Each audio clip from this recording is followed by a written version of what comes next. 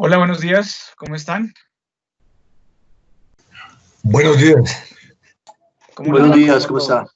¿Me pueden ver? Buenos días. Sí, No lo podemos ver. La Vemos la presentación, sí, Bueno, se entonces, puede ver. Abajo te vemos, Marlon. bueno, listo. Bueno, me presento, mi nombre es Brandon Espinela Verde, mucho gusto, soy funcionario de la Dirección de Sí. Impuestos y Aduanas Nacionales, hago parte de la Subdirección de Gestión Normativa y Doctrina, soy abogado de la Universidad del Rosario, especialista en tributación de la Universidad de los Andes, y si Dios quiere, me gradué ahorita el 31 de agosto de la maestría en tributación de la Universidad de los Andes. Para mí es un privilegio estar acá, tener la oportunidad de conversar con ustedes sobre este tema tan interesante. Yo creo que es un tema que, que es relevante para todos nosotros por las funciones que ejercemos y, y por el conocimiento que en general tenemos de la materia del derecho tributario. Les agradezco de verdad por esta oportunidad, le agradezco a Gloria que me hizo la invitación. Para mí dictar clase es algo muy gratificante, es algo que me gusta mucho, entonces, por favor, en la medida que vamos avanzando en la presentación, si ustedes de pronto tienen alguna duda, si creen que algo no quedó claro, con mucho gusto lo manifiestan eh, y lo retomamos. Creo que teníamos más o menos 2 horas, si no me equivoco, pero bueno, también soy consciente que la atención de nosotros como adultos más o menos es de 45 minutos máximo, siendo un esfuerzo muy importante, 1 hora y media. Entonces, de pronto en algún momento, si quieren, hacemos una pausa como para tomar aire, para respirar y continuamos con el tema. ¿Les parece? Ok, sí. Sí, está bien. Perfecto, Voy a asumir que es perfecto, Brandon. silencio Gracias. administrativo positivo. Sí, gracias. Entonces, ¿cuál es la agenda que les quiero proponer para la discusión que vamos a tener hoy? Vamos a hacer una pequeña introducción al tema, luego vamos a analizar qué es el problema de la doble imposición internacional, los principios y o criterios de vinculación, que ahorita que vayamos avanzando vamos a ir decantando un poco, asociando estos conceptos. ¿Qué es un convenio para evitar la doble imposición o CDI? ¿Cuáles son los efectos del CDI? Y finalmente vamos a hacer una breve reseña de lo que es la estructura del convenio para evitar la doble imposición. ¿Listo? Esa es la estructura que vamos a seguir. Yo creo que el tiempo nos alcance, es suficiente. Y por supuesto, contando con la disposición de todos, el buen Internet, porque hoy en día dependemos claramente del Internet, vamos a lograrlo de forma satisfactoria. Bueno, antes de empezar con la materia, yo creo que todos hemos asociado regularmente la tributación de forma conexa al territorio, ¿cierto? De hecho, nosotros pues somos la Dirección de Impuestos de Aduanas Nacionales. Es decir, básicamente nos preocupamos por los efectos tributarios que se suscitan en el territorio nacional. De allí que nosotros, pues poco estamos pensando cómo va a tributar una sociedad en Estados Unidos o en España o en Francia. Regularmente lo que pensamos es cómo vamos a tributar aquí en Colombia. Por ejemplo, si una persona va a constituir una sociedad, no sé, ahorita que está tan de moda la fabricación e importación de tapabocas, digamos que de fabricación de tapabocas, ¿cierto? Regularmente va a preguntar cuáles son los efectos impositivos o cuáles son las obligaciones tributarias de carácter sustancial o de carácter formal que va a tener que asumir en el territorio nacional. Y ya, digamos que eso es esencialmente lo que uno tiene en su mente, con regularidad. Sin embargo, la vida no es tan así. La vida no es tan así. Y lo cierto es que se han creado diferentes pautas o normas que regulan de una u otra forma esta manera de determinación tributaria dentro del territorio nacional. Por ejemplo, en Colombia, ahorita vamos a profundizar tal vez en algunos artículos. En Colombia, por ejemplo, para efectos del impuesto sobre la renta, vamos a encontrar que el artículo 24 del Estatuto Tributario define cuáles son los ingresos de fuente nacional. Entonces, bueno, si ustedes tienen a la mano el artículo 24 del Estatuto Tributario, si quieren pueden ir buscándolo y en la medida que vamos charlando también vamos a implementarlo más adelante. Vamos a encontrar cuáles son los ingresos de fuente nacional. En el artículo 25 vamos a encontrar cuáles ingresos no se consideran de fuente nacional. Luego, entonces, si usted, por ejemplo, no es residente fiscal colombiano, usted solo va a tributar por los ingresos de fuente nacional, no por los ingresos de fuente extraterritorial o no nacional. Entonces, fíjense que la norma tributaria colombiana, la norma local, empieza a acotar esos conflictos, de manera que para los contribuyentes sea factible determinar respecto de qué ingresos deben tributar aquí en Colombia. Y por allá en el artículo 9 vamos a encontrar, por ejemplo, que dice, toda persona residente natural, ¿sí o no?, va a tributar respecto de su patrimonio y sus rentas de fuente nacional y extranjera. Es decir, si usted es residente nacional, usted va a tributar tanto por su salario nacional, un ejemplo, nosotros somos trabajadores de la DIAN, entonces vamos a tributar respecto de nuestro salario aquí en Colombia, y por ser residentes colombianos, también por las fuentes de ingreso extranjera. Por ejemplo, si usted tiene, no sé, un apartamento en Miami, un ejemplo. Yo no tengo, quisiera, pero digamos que usted tiene un apartamento en Miami y lo puso en arriendo. Ese arriendo, ese dinero generado, ese ingreso generado con ocasión del arriendo suscrito en Miami, le va a dar lugar a un ingreso de fuente extranjera. Dado que usted es residente aquí en Colombia, va a tener que declarar ingresos tanto nacionales como extranjeros. Entonces, fíjense que a nivel nacional hay unas reglas de determinación. Ahora, por ejemplo, si una sociedad realiza una operación económica aquí en Colombia, no sé, presta un servicio de intermediación, un ejemplo, ¿cierto? ¿Será que sí de intermediación me sirve? Bueno, digamos que sí, un servicio de intermediación. De acuerdo con la norma del artículo 24 del Estatuto Tributario, para efectos del impuesto sobre la renta, dicho servicio se va a considerar, el ingreso generado por dicho servicio se va a considerar un ingreso de fuente nacional, puesto que se presentó o se prestó, perdón, en el territorio colombiano. Ahora bien, dado que es una sociedad extranjera, pues naturalmente no va a ser factible que esta sociedad declare aquí en Colombia. Luego, de acuerdo con el artículo 406 del Estatuto Tributario, va a ser necesario que aquella persona que adquirió el servicio aquí en Colombia le practique una retención a título del impuesto sobre la renta. En IVA vamos a encontrar otras reglas. Por ejemplo, en el artículo 420 del Estatuto Tributario, numeral C, si no me equivoco, vamos a encontrar que los servicios prestados en Colombia van a estar sometidos al impuesto sobre la renta. O desde el exterior incluso dice, esa es una modificación que hace.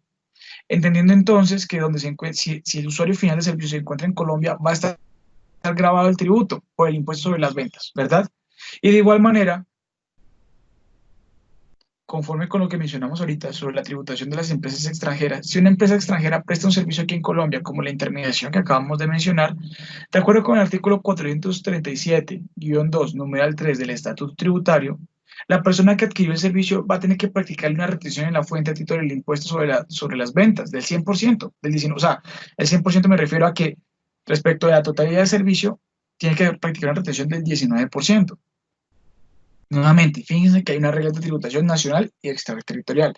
Y por supuesto, obviamente, aunque el impuesto de industria y comercio no es de nuestra competencia, vamos a encontrar en el artículo 343 de la ley 1819 de 2016 que cristaliza un poco la jurisprudencia del Consejo de Estado respecto de las reglas de determinación del impuesto del impuesto de industria y comercio, precisamente reglas para definir cuándo se entiende que se causó un ingreso sometido al ICA. Por ejemplo, si estamos hablando de un contrato de carácter comercial, una compraventa, el impuesto de industria y comercio se causará o se configurará en la jurisdicción en la cual se perfeccionen los elementos del contrato. De manera que si se trata de una sociedad americana que celebró un contrato de compraventa aquí en Colombia y se perfeccionaron los elementos del contrato de compraventa aquí en Colombia, el impuesto de industria y comercio se configurará en la jurisdicción territorial donde se perfeccionaron esos elementos, digamos que es Bogotá o Medellín, por ejemplo. Lo que yo quiero resaltar con esto es que precisamente cuando hablamos de este universo un poco desagregado de tributaciones nacionales, cada jurisdicción define sus reglas de tributación a nivel nacional y extraterritorial. Ahora bien, ¿qué pasa? El mundo no es tan simple, ¿cierto? Es decir, como les acabo de mencionar, si una sociedad estadounidense presta un servicio en Colombia y esa sociedad recibe sus ingresos o el pago de dicho servicio en el extranjero, es muy factible que en Estados Unidos le vayan a decir, bueno, usted tiene que pagarme por esos ingresos que está recibiendo acá. Y la sociedad va a decir, hey, un momento, pero pues es que en Colombia me practicaban también una retención. Fíjense que se está generando, ahí ya se está empezando a generar un escenario de doble imposición, porque Estados Unidos quiere grabar un impuesto, un ingreso, y Colombia también. O puede suceder lo mismo con España. Tenemos un residente colombiano, ¿cierto? Una persona que nació, no sé, que eso como es vecina mía, nació en el Putumayo, digamos. Luego, de acuerdo con el artículo 9, va a tener que tributar respecto a sus fuentes de ingreso nacional, internacional o extraterritorial. Nada extraño.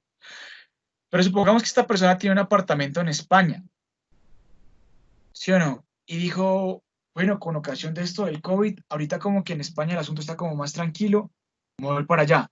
Y se va para allá y dura más el tiempo estipulado pues por la legislación interna española para ser residente fiscal en España. De manera que entonces, ahorita en agosto, cuando empiezan los vencimientos del impuesto sobre la renta en Colombia, y imagino que también en España, va a haber un predicamento, porque entonces va a ser residente fiscal de dos países. Luego, si es residente fiscal de dos países, tendría que tributar respecto de sus ingresos de fuente nacional y extranjera en ambos países. O sea, que los ingresos que obtuvo en España van a estar grabados en Colombia y los que tuvo en Colombia van a estar también grabados en España, configurándose entonces un posible escenario de doble tributación. Lo que yo quiero denotar con esto es que, fíjense, que las operaciones económicas y el desarrollo del giro ordinario de los negocios, tanto de las personas naturales como las personas jurídicas, se encuentran estrictamente relacionadas con otras jurisdicciones. Ahora, de ahora en adelante nos vamos a enfocar en los impuestos de carácter directos, es decir, aquellos impuestos que gravan la capacidad económica de las personas. ¿Como cuáles? Como lo son el impuesto sobre la renta y el impuesto sobre el patrimonio. Vamos a dejar de lado, durante el resto de la conversación, los impuestos indirectos, es decir, aquellos impuestos que no tienen en consideración la capacidad económica de las personas, como el impuesto sobre las ventas. Cuando nosotros vamos a comprar algo en un restaurante, bueno, en un restaurante es el impuesto al consumo, pero digamos que cuando vamos a comprar algo al costo, y vamos a comprar, no sé, un televisor, ahorita que está haciendo tanto frío aquí en Bogotá, un calentador, un ambiente, la señora de la caja registradora no nos pregunta si tenemos capacidad económica o no para pagar eso, o para pagar el 19% de dicho tributo, simplemente lo cobra, por eso es un impuesto indirecto. Pero para nuestra conversación nos vamos a enfocar en los impuestos directos, concretamente en el impuesto sobre la renta y el impuesto sobre el patrimonio. Retomando lo que mencionaba ahorita, fíjense que las operaciones económicas que se desarrollan están intrínsecamente relacionadas con varias jurisdicciones. Luego, esto suscitó un escenario muy desfavorable para el desarrollo de inversiones extranjeras y adicionalmente, no solo para el desarrollo de inversiones extranjeras, sino también para el desarrollo de la vida cotidiana, porque hay personas que, yo creo que ustedes tienen familiares que viven en el exterior, que viven en Colombia, viven en otros países, que tienen familia en otros países, que tienen inmuebles, que tienen inversiones. Entonces, se hacía excesivamente oneroso adelantar este tipo de operaciones, porque honestamente, si de por sí a veces pagar impuestos es complicado y uno lo hace por amor al país y porque la Constitución en el artículo 95, numeral 9, dice que todos tenemos que contribuir, ¿sí o no? Ahora imagínense pagar impuestos en dos países, tres países, sobre la totalidad de los ingresos. Será algo muy desproporcionado. Y esto, por supuesto, se ha pensado desde hace mucho tiempo atrás, por allá desde 1966, cuando se empezó a configurar esta necesidad de crear tratados o de crear reglas de juego que morigeraran o alivianaran la tributación de las personas. ¿Estamos claros hasta ahí? ¿Vamos bien? Sí, sí, y todo. Sí, señor. Todos están viendo la presentación, ¿cierto? Sí, señor. Sí, señor. y se permite visualizar. Sí, perfecto. Listo. Perfecto, entonces continuemos. Así que, como les mencionaba, se genera una pregunta muy importante y es, ¿qué o cuál es el problema de la doble imposición? Les voy a poner un ejemplo. Tenemos una sociedad española, una tienda, no sé, pongamos un ejemplo, vende cinturones, ¿cierto? Y esa tienda tiene domicilio fiscal en España, pero sus clientes se encuentran ubicados en Estados Unidos y los contratos de compraventa se perfeccionan en Estados Unidos. Cuando llegue el momento de liquidar el impuesto sobre la renta, lo más factible es que Estados Unidos le diga a la empresa española: hey, mira, yo sé que tú tienes domicilio fiscal en España, entiendo que tu sede física está en España, pero oye, tú estás generando un ingreso en mi país, de manera que lo más justo es que tú pagues impuestos aquí en Estados Unidos y me pagues un tributo o el impuesto sobre la renta, income tax, es en Estados Unidos, asociado a dicha ganancia. No me importa qué pase en España. Mientras tanto, en España le van a decir: oye, tú tienes que pagarme el impuesto acá. O sea, sí o sí, me lo tienes que pagar acá porque tienes domicilio fiscal aquí en España. No me importa. Fíjense que, ¿qué es el problema? ¿Cuál es el problema de la doble imposición? ¿O qué es la doble imposición? Es cuando un ingreso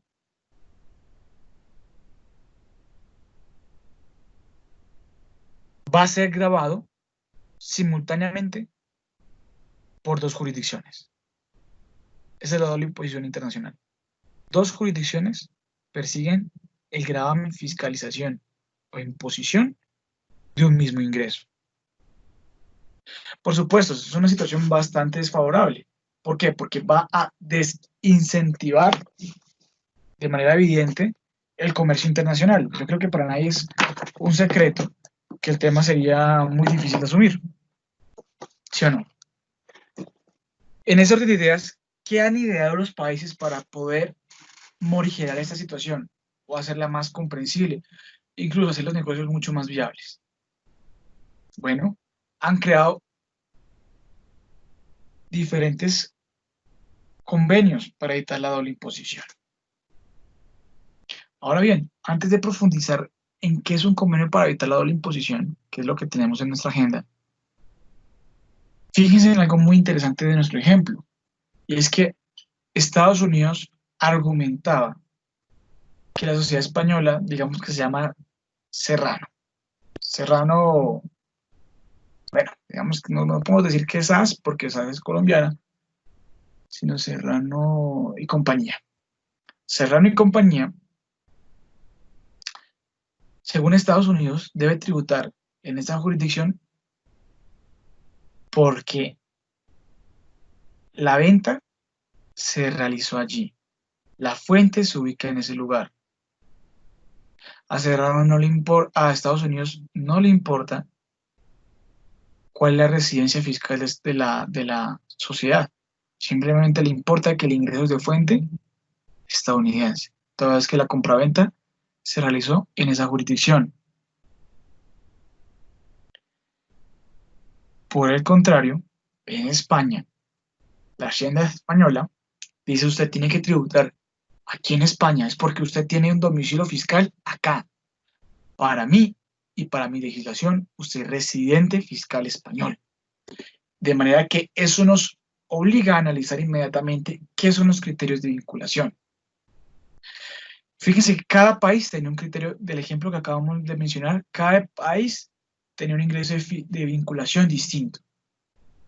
Un criterio de vinculación, perdón, un criterio de vinculación distinto. Un criterio de carácter objetivo por parte de Estados Unidos, que argumentaba que debía tributar en ese país porque las rentas fueron obtenidas dentro de su territorio, es decir, de fuente. Y España, un criterio subjetivo, es decir, un criterio de residencia. Esencialmente España decía: usted tiene que tributar en mi jurisdicción porque usted es residente español. No me importa dónde obtuvo sus rentas, de qué fuente son. Usted es residente y punto. Y estos dos criterios de vinculación entran en conflicto. ¿Está claro el tema del criterio de vinculación? Sí, sí, señor. Sí, señor. Sí, señor. Listo. Si alguno tiene dudas, de una, no se preocupen, que aquí estamos para aprender. Lo importante de esto es que podamos comprender el tema y eventualmente desarrollarlo en la práctica. Pero entonces, volviendo al tema, al asunto que nos ocupa, tenemos entonces dos criterios de vinculación, el objetivo y el subjetivo. El objetivo asociado a la fuente. Piénsenlo literalmente como si fuera una fuente. Yo sé que, bueno, si han ido a Jaime Duque o algún parque de estos, han visto fuentes gigantescas de agua. Piénsenlo de esa manera. Hagan esa asociación cognitiva. ¿Dónde nace el agua? ¿Dónde nace la riqueza? Entonces, básicamente piensan, o lo que se plantea es, ¿dónde nace la riqueza? Estados Unidos dice, usted hizo la compraventa aquí en Estados Unidos, aquí entiendo que nace el ingreso, usted me tiene que pagar el impuesto, punto. Por eso es que cuando analizamos cuando no analizamos, pero cuando describíamos la legislación colombiana y analizamos el artículo 24 del Estatuto Tributario, fíjense que hablamos de ingresos de fuente nacional. Por allá dice, creo que el numeral 2, si usted vende un inmueble en Colombia, punto, es un ingreso de fuente nacional en Colombia, porque nace la riqueza, nace el ingreso aquí en Colombia. Por el contrario, cuando estamos hablando de un criterio subjetivo, estamos hablando de la residencia, por supuesto. Hay jurisdicciones que dicen, no, usted paga es porque es nacional. Aquí en Colombia hay algo muy interesante, ahorita que analicemos el artículo 10 vamos a darnos cuenta, es que la nacionalidad en sí misma en Colombia no es un criterio para determinar la tributación. Lo que determina la tributación es la residencia. Entonces dice, los nacionales serán residentes. Ah, ok, o sea, es porque es residente. Claro, una condición es ser nacional, por supuesto. Pero usted puede ser nacional no residente. Ya vamos a verlo más adelante. Nuevamente, entonces, bueno, con base en el criterio subjetivo, se analiza o la tributación se determina en virtud de una característica de la persona, sea natural o jurídica, de su condición inmanente. Es decir, ¿es residente colombiano o no? Si es residente colombiano, bueno, mira, si tú eres residente colombiano, tienes que tributar respecto de tus ingresos de fuente nacional y extranjera. Y nuevamente, esto generó múltiples conflictos. ¿Por qué? Porque se empezaron a trastocar las jurisdicciones. Y algo muy importante, la potestad tributaria. ¿Qué es la potestad tributaria? La potestad tributaria es la facultad que tiene un determinado estado para definir su organización o estructura fiscal, impuestos, tasas, contribuciones, entidad encargada de administrar los tributos, pero adicionalmente para perseguir la imposición de una determinada renta. Entonces Estados Unidos en su potestad tributaria decía, mire, es que esa renta me pertenece a mí porque el hombre realizó una venta en Estados Unidos, mientras que España en su potestad tributaria decía, esa renta me pertenece a mí porque la sociedad española, es una sociedad española. Entonces veamos cómo se trastocan las potestades tributarias y los criterios de vinculación a favor de cada una, porque Estados Unidos tiene razón, pues sí, y España también. Pero la vida es de acuerdos. Si en la vida uno no encuentra acuerdos, uno se queda solo. Hasta el matrimonio es un acuerdo. Entonces, esto es lo que les estaba mencionando. Ejemplos normativos de criterio de fuente. Ahorita los mencioné brevemente. Entonces, fíjense, estamos en el artículo 24, tenemos una sociedad española nuevamente, que realiza la venta de un inmueble aquí en Colombia. Si nos vamos al artículo 24 del Estatuto Tributario, dice, se consideran ingresos de fuente nacional los provenientes de la explotación de bienes materiales e inmateriales dentro del país y la prestación de servicios dentro de su territorio, de manera permanente o transitoria, con o sin establecimiento propio. También constituyen ingresos de fuente nacional los obtenidos en la enajenación de bienes materiales e inmateriales a cualquier título que se encuentren dentro del país al momento de su enajenación. Los ingresos de fuente nacional incluyen, entre otros, los siguientes. Numeral 2. Las utilidades provenientes de la enajenación de bienes inmuebles ubicados en el país. De manera que si España tiene una oficina aquí si la Sociedad Española Serrano y compañía tiene una charcutería aquí en Colombia y la enajena el inmueble, pues va a tener un ingreso de fuente nacional aquí en Colombia. Luego, el adquiriente de dicha charcutería va a tener que practicar una retención en la fuente, porque va a tener que pagar aquí en Colombia un tributo, naturalmente. ¿Sí o no? Pero adicionalmente en España le van a cobrar eso. Como les mencionaba, había la necesidad, pues aquí están los casos de retención en la fuente. Fíjense, deberán retener a título del impuesto sobre la renta quienes sacan pagos o abonos en cuenta por concepto de rentas sujetas al impuesto en Colombia. Primera cosa, rentas sujetas. Eso a qué nos lleva obligatoriamente a analizar el artículo 24. Obligatoriamente. Porque estamos hablando de rentas de fuente nacional. En favor de sociedades o entidades extranjeras sin domicilio en el país. Serrano Sadas no tiene un domicilio. Tenía un inmueble. Bueno, personas naturales sin residencia en Colombia, sucesiones ilíquidas de extranjeros que no eran residentes de Colombia.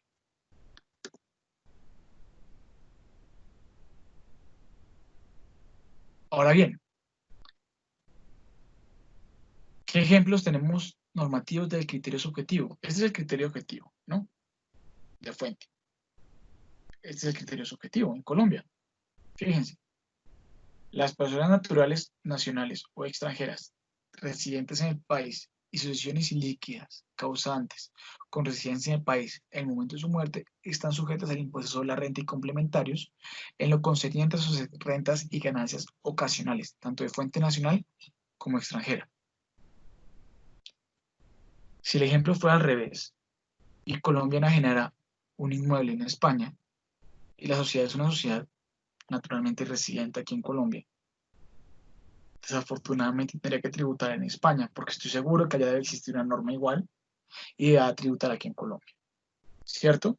Entonces, nuevamente nos encontramos ante este escenario que es lo que les estaba mencionando. La vida es de acuerdos. Y los países se dieron cuenta de la necesidad de crear acuerdos, tratados o convenios que permitieran aliviar estas situaciones de doble tributación. Precisamente con ocasión de ello, nacen los convenios para evitar la doble imposición. Entonces, ¿está claro el contexto que nos lleva a este punto? Sí, señor. Sí, estamos atendiendo. Listo, perfecto. Entonces, ¿qué es un convenio para evitar la doble imposición? O CDIs. Los convenios para evitar la doble imposición son tratados internacionales. Arrancamos por esa primera premisa. Luego es necesario tener en cuenta, para efectos de la interpretación de los tratados internacionales, la Convención de Viena. La Convención de Viena es un tratado internacional de demasiados países, muchísimos países, que se reunieron para ponerse de acuerdo en cómo se debían interpretar los convenios para evitar la doble imposición. Para los tratados internacionales, entre esos, los convenios para evitar la doble imposición. Ahora bien, ¿qué sucede en este punto? Por tratarse de un tratado internacional, esencialmente y de forma pragmática, estamos de cara frente a un contrato entre dos jurisdicciones, que someten al principio de pacta sunt servanda. Es decir, el contrato es ley para las partes. Eso es un aforismo, un latinazgo ahí, un poco leguleyo, pero significa eso. El contrato es ley para las partes.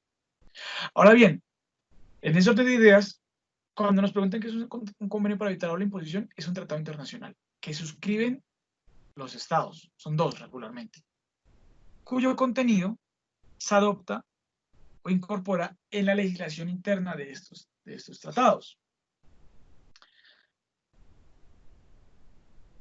Es de carácter tributario, esencialmente. Ahora bien, aquí viene un tema muy importante, y es, no todos los estados adoptan los tratados internacionales de la misma forma.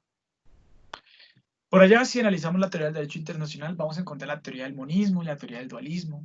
De acuerdo con la teoría del monismo, cuando un presidente suscribe un tratado internacional, inmediatamente, de una, entra a la legislación interna de Colombia, a la legislación de ese país, de una. No tiene que surtir ningún otro trámite. Se entiende que se equiparan tanto la legislación interna como la extranjera. o la internacional, pues, que es lo que estamos hablando, no la extranjera, sino la internacional, en virtud del tratado. Con la teoría del dualismo, no, que es la que tenemos aquí en Colombia. Con la teoría del dualismo, nosotros encontramos que para que un tratado internacional entre a tener vigor, y esta es una diferencia teórica, pero es importante, como para que la tengan en cuenta un día que estén charlando, es un comentario coctelero. Las leyes nacionales entran en vigencia, los tratados internacionales entran en vigor. Es como una diferencia ahí, que para efectos pragmáticos no es mucha, pero ustedes saben que uno puede echarse su comentario ahí de vez en cuando.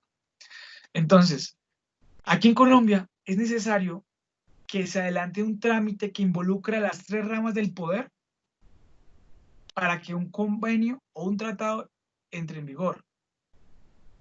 Ahora bien, y esto lo menciono solo de esta manera, digamos que de forma preliminar, y es que, de acuerdo con la legislación colombiana y de acuerdo con la Corte Constitucional de Sentencia C-460 de 2010, los tratados para evitar la doble imposición van a tener relevancia sobre la legislación interna. Cuando ahorita analicemos los escenarios en los cuales se aplica convenio para evitar la doble imposición, vamos a darnos cuenta que si efectivamente, si se va a aplicar, dichas disposiciones van a tener relevancia sobre la legislación interna. De manera que la tributación de las partes involucradas y la potestad tributaria va a estar sometida a los lineamientos del convenio para evitar la doble imposición. Listo. Pero entonces, analicemos brevemente la naturaleza jurídica.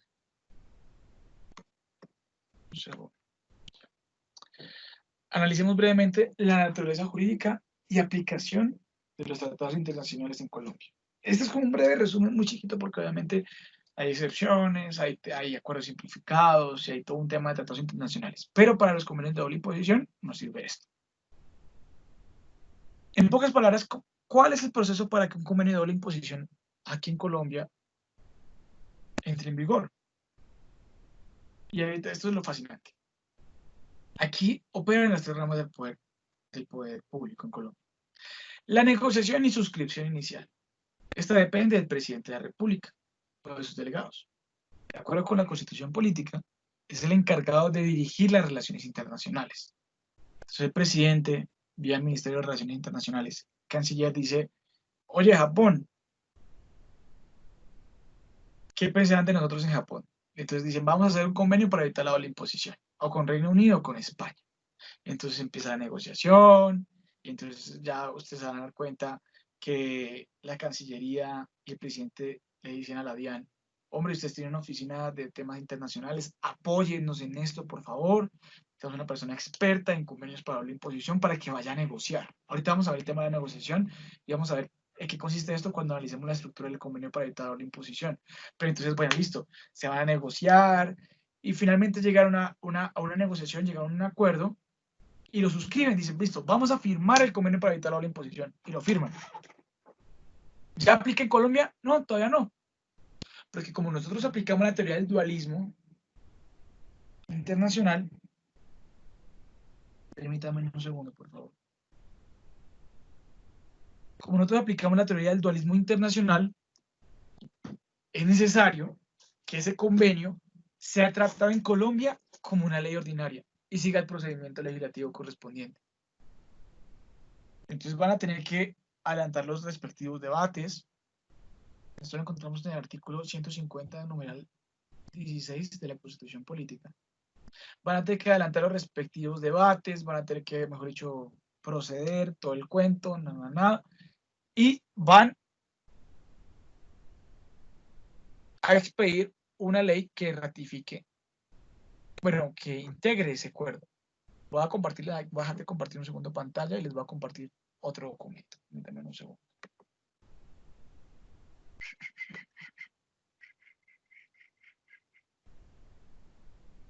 Aquí está.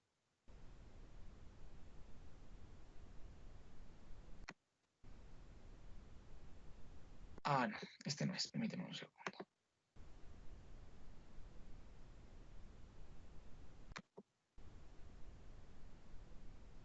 Compromiso, prueba, Colombia, ley, aquí está.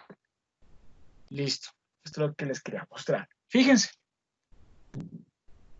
hace poquito, hace 2 años, relativamente se integró el convenio para evitar la doble imposición entre Colombia y el Reino Unido, la República de Colombia y el Reino Unido de Gran Bretaña e Irlanda del Norte. Y miren que tuvieron que integrarlo por medio de una ley, Ley 1939 del 4 de octubre de 2018, por medio de la cual se aprueba el convenio. Entonces fíjense que aquí se integró el convenio para evitar la doble imposición.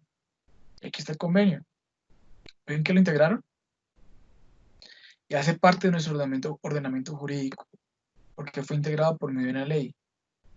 Pero ustedes también, y fíjense que ahí en la ley se dice que se va a integrar, se aprueba y se integra. Permíteme un segundo.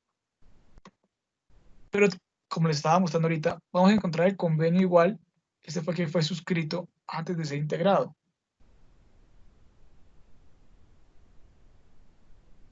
Y aquí vamos a encontrar las respectivas firmas. Mauricio Cárdenas Santamaría, ministro de Hacienda. Jane Ellison, secretaria de Finanzas del Tesoro de Reino Unido. Entonces, bueno, volviendo a nuestra discusión inicial, permítanme un segundo, aquí está la presentación. Después de que sea integrado en la ley, viene la revisión de la Corte Constitucional.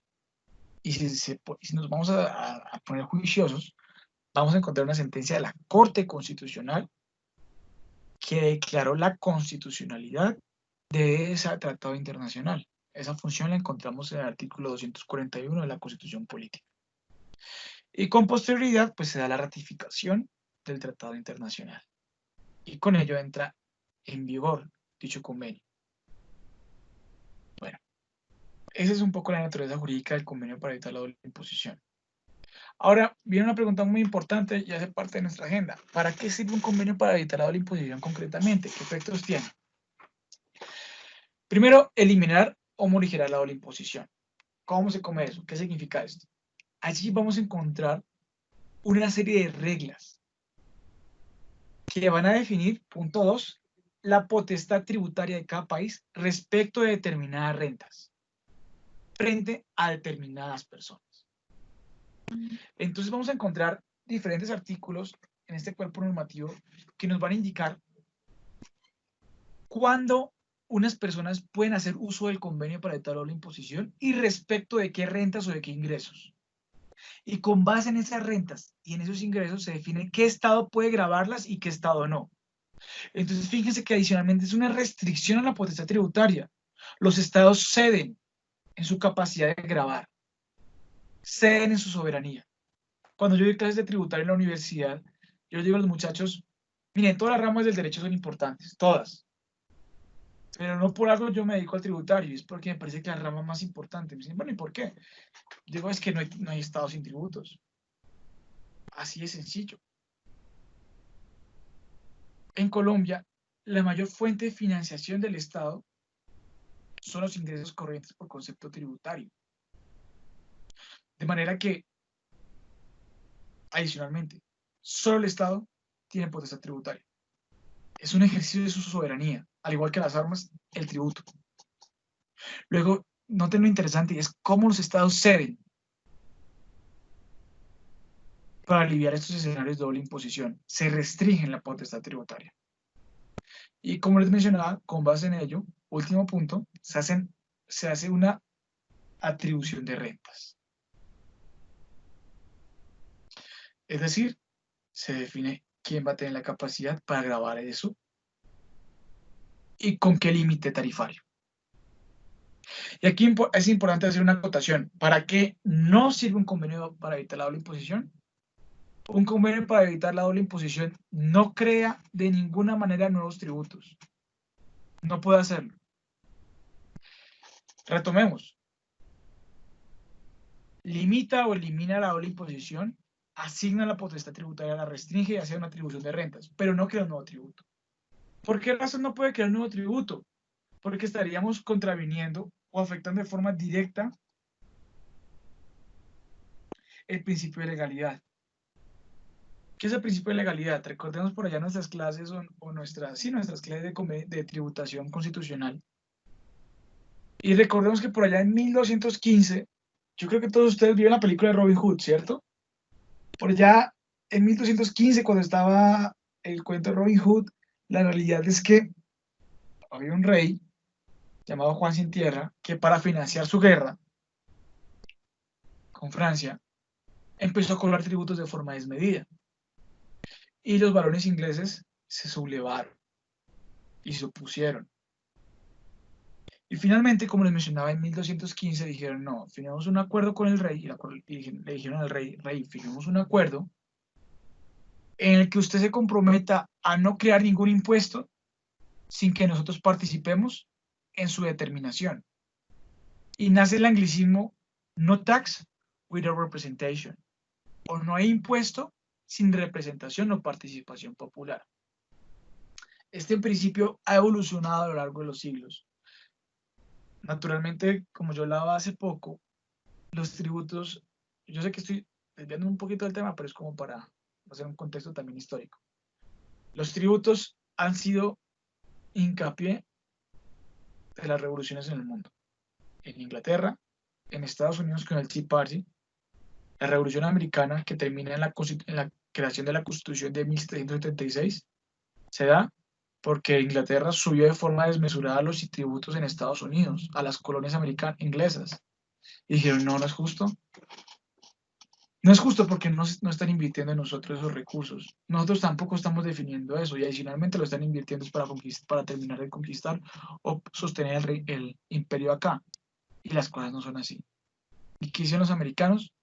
¿Recuerdan por allá esas imágenes de que botaron las cajas de té al mar? Bueno, efectivamente. ¿Por qué? Porque están alegando ese principio de legalidad. En Colombia no somos ajenos a eso. ¿Se acuerdan de la rebelión de los comuneros? Por ahí en Santander, de Antonio Galán y Manuela Beltrán. ¿Por qué se dio? Porque el virreinato de la Nueva Granada incrementó de forma desmesurada y desproporcional los tributos asociados a la canasta familiar y al tabaco. Y dijeron, no, de malas. Y se sublevaron. Y por allá en Zipaquirá suscribieron las capitulaciones de Zipaquirá, para que cuando vayan a Zipaquirá, a la mina, digan, oigan, aquí también se suscribieron unas capitulaciones tributarias. Solo que aquí en Colombia no se respetó a diferencia de otros países. Ustedes saben cómo es la historia de Antonio Galán y cómo qué pasó con él. Lo terminaron matando. Y en fin. Pero quiero que vean la importancia del principio de legalidad. Ahora, un SADI, ¿por qué no crea nuevos tributos? Porque el SADI es negociado por una persona que representa al presidente de la República. Y el presidente de la República no tiene potestad tributaria, es decir, no tiene potestad para crear, modificar o eliminar obligaciones tributarias en tiempos de paz. Claramente en un estado de excepción como lo que estamos viviendo puede pasar, porque es un estado de excepción, pero en tiempos de paz no. Luego, la suscripción y negociación de un convenio para evitar la doble imposición no puede crear nuevos tributos, puesto que esa rama del poder no es competente para ello. En tanto, de acuerdo con el artículo 338 de la Constitución Política, la rama del poder competente para crear tributos es el Congreso de la República, puesto que cristaliza el principio de legalidad. Artículo 150, numeral 12 de la Constitución Política. Cristaliza el principio de legalidad, puesto que allí se fomenta la participación y la representación popular. Esa es la razón por la cual un convenio para evitar la doble imposición no puede crear nuevos tributos. ¿Qué hace? Retomemos. Limita la doble imposición, asigna potestad tributaria, restringe la potestad tributaria, define qué tarifas y atribuye rentas. Ahora, define qué tarifas o qué límite tarifario con base en hechos que ya están grabados en el país, porque si no estuvieran grabados estaría creando un tributo. Por eso es que es importante hacer esa acotación. Bueno, ahora ya vamos a ingresar un poco a lo que nos compete y la estructura del convenio para evitar la doble imposición. La estructura regularmente obedece a modelos. Hay dos modelos principales frente a la estructura de los convenios para evitar la doble imposición. Y es el modelo de la ONU y el modelo de la OCDE.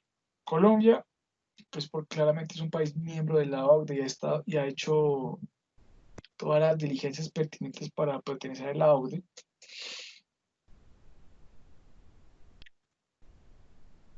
Adoptó, digamos, que las recomendaciones de la OCDE frente a la estructura del modelo. Ahora, ¿qué vamos a encontrar en un convenio para evitar la doble imposición por regla general? Voy a hacerles aquí, voy a presentarles un modelo rápido. Un modelo no, voy a presentarles acá. Ah, sí, saben que sí, voy a presentar ese modelo. Permítanme un segundo.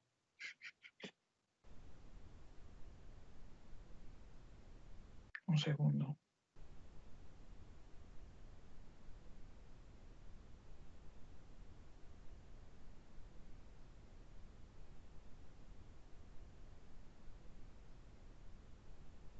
Un segundo.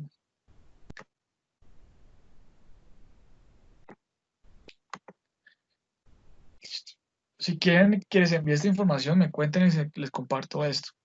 Este es el modelo de convenio. Fíjense. Estos son los comentarios del 2017, en la última edición de la AUDE. Les mostré los de 2010, pero pues sería necesario. Esta es la última edición. Esta está en español. La logré conseguir en español porque solo se consigue regularmente en inglés.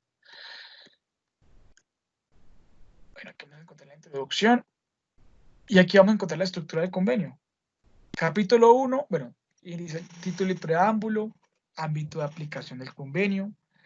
Artículo 1, personas comprendidas. Artículo 2, impuestos comprendidos. Capítulo 2, definiciones. Ahorita vamos a analizar eso. Capítulo 3, imposición de rentas. Estas son las rentas por excelencia que están sometidas al convenio para evitar la doble imposición. Es decir, si usted se encuentra entre las personas comprendidas por el convenio y adicionalmente entre los impuestos comprendidos y tiene un problema de doble imposición acá respecto a estas rentas, usted puede aplicar el convenio. Y en estos artículos va a encontrar las reglas de imposición que le van a decir qué estado tiene derecho a gravar su operación y con qué límite tarifario.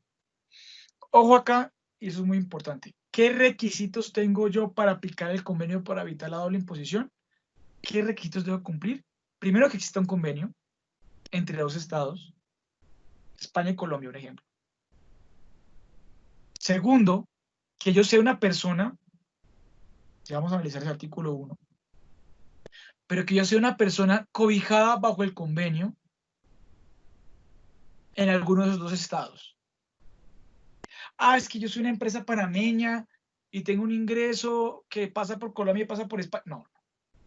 Si el convenio es entre España y Colombia, usted tiene que ser un residente colombiano o un residente español. Una de las dos o de las dos una.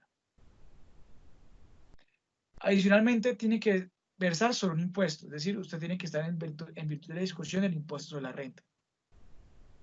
Y adicionalmente tiene que tener un ingreso o una renta, son 3 pasos, primero, 4 pasos. Primero, que haya un convenio naturalmente. Segundo, que sea una persona comprendida. Tercero, que sea respecto a un impuesto comprendido en el convenio. Cuarto, que haya un ingreso que puede ser una renta inmobiliaria.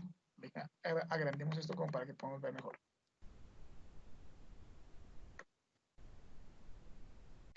Que sea una renta inmobiliaria, que sea un beneficio empresarial o de actividades económicas, transporte internacional marítimo, empresas asociadas, que sea un dividendo, un interés, un canon o regalía, una ganancia de capital, una renta de trabajo por cuenta ajena, que sea un artista o deportista, en fin, que sea una renta que busque ser grabada en términos normales por los dos estados, que haya un conflicto de gravamen. Listo, porque usted puede que haya un convenio, puede que usted sea una persona comprendida por el convenio, puede que haya un impuesto comprendido por el convenio, pero puede que usted tenga una casa en Colombia y la vendió en Colombia, pues no va a aplicarlo, porque claramente no hay una discusión acá. ¿Sí se dan cuenta? Si yo vendí mi casa en OPSA, pues naturalmente, pues nada, va a estar grabada en Colombia, punto. Ah, pero si soy colombiano, residente colombiano, y vendí mi casa en Sevilla, España, cambia la historia. Entonces, por favor, noten que tiene que haber un conflicto de tributación. Listo. Entonces, en estos modelos, como es concretamente el modelo de la OCDE, vamos a encontrar recomendaciones. Hay formas de interpretación. ¿Son vinculantes? No. Son derecho blando. Entiéndase por derecho blando o soft law, cosas que es mejor que las interprete de esa manera. Pero no tengo forma de decirle a un juez que lo obligue a interpretarlo así. No es como los conceptos de la DIAN. Estos son conceptos, digamos, de alguna manera para poder morigerar, para poder hacer una síntesis del lenguaje. Son conceptos de la OCDE, pero que es mejor que los tengan en cuenta, porque finalmente es la que se inventó este convenio. Entonces vamos a encontrar el ámbito de aplicación, entonces van a decirle en qué consiste el artículo primero, el artículo segundo, definiciones del artículo 3, definiciones generales, que es un establecimiento permanente, que es un residente. Y vamos a encontrar entonces aquí los comentarios. Entonces fíjense, son 652 páginas que le dicen cómo interpretar el inciso primero del artículo 1, el inciso segundo del artículo 2, la poner casos, la poner excepciones. Entonces, fíjense aquí, van a encontrar apartado 3, apartado 4, comentarios del artículo 3. Entonces, por ejemplo, fíjense que aquí dice, este artículo agrupa varios preceptos de carácter general necesarios para interpretar los términos utilizados en el convenio. Ok, entonces la próxima vez que yo vaya a leer un convenio, sé que el artículo 3 trata de eso. No obstante, algunos términos importantes se definen en otros artículos del convenio. Así, el término residente y establecimiento permanente se definen en el artículo 4 y 5 respectivamente. Ok. Además de las definiciones contenidas en este artículo, los estados contratantes son libres de convenir bilateralmente la definición de los términos un estado contratante y el otro estado contratante. Ok. Fíjense que va interesante el tema. Por ejemplo, si vamos a revisar, ahorita vamos a analizar cada artículo de forma preliminar, pues porque es una introducción. Pero, por ejemplo, cuando veamos el artículo 3 del convenio entre España y Colombia y entre España y Reino Unido, vamos a encontrar que son diferentes.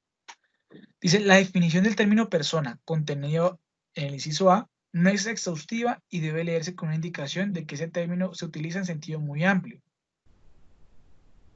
La definición menciona expresamente a las personas físicas, las sociedades y otras agrupaciones de personas.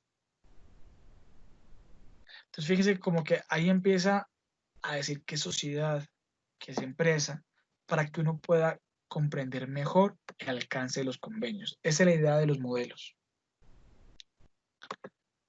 Continuemos ahora con la presentación en la que estamos.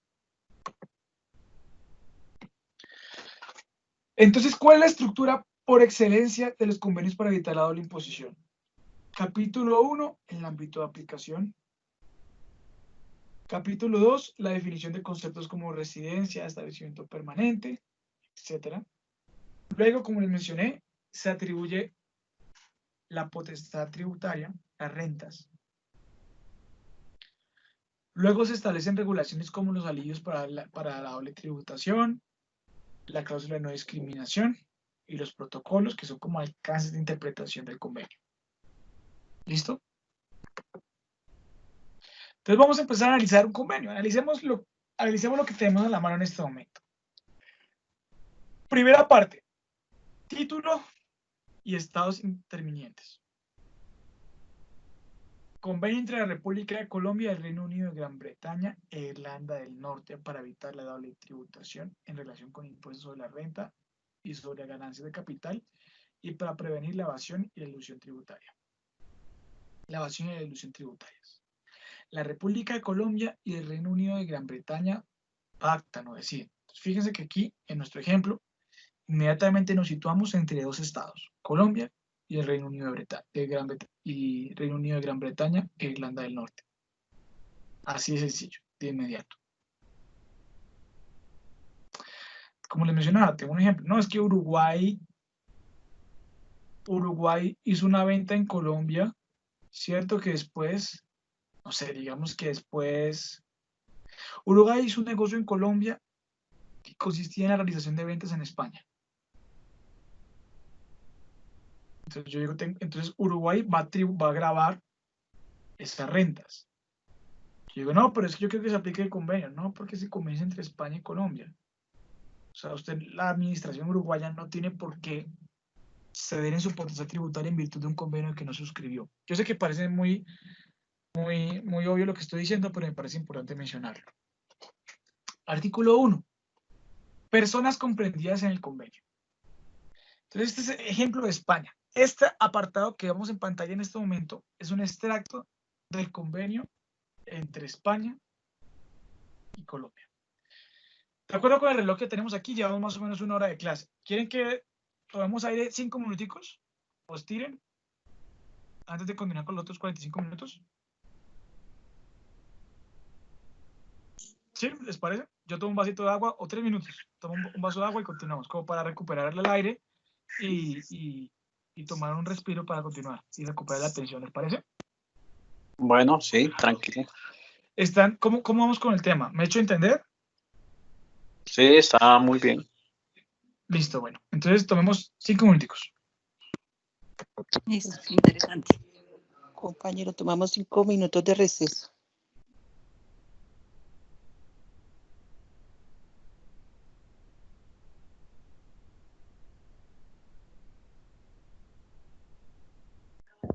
¿En dónde podremos recoger la empanada?